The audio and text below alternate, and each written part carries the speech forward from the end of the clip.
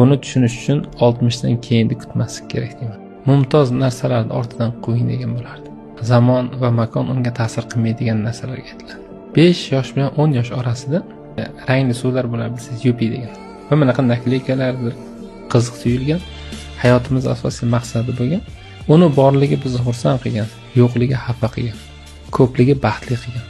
10 yoshdan o'tgandan keyin 15 yoshgacha kimdir velosiped, kim uchundir bir o'yin, kim uchundir boshqa narsa maqsadga aylanadi. Endi qani boyagi yupi bilan nakleyka?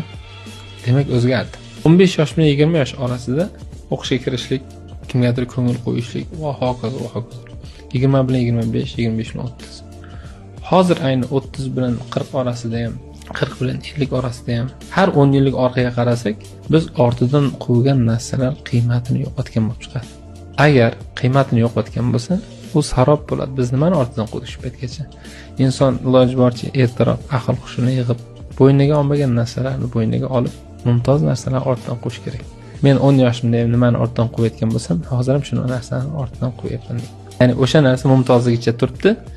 Qolgan boyagi narsalar mayda-chuydalar atrofida yig'iladi. Lekin oliy narsani eng asosiy maqsadi inson hech qachon unutmasligi kerak. Buni tushunish uchun 60 dan keyinni kutmaslik kerak.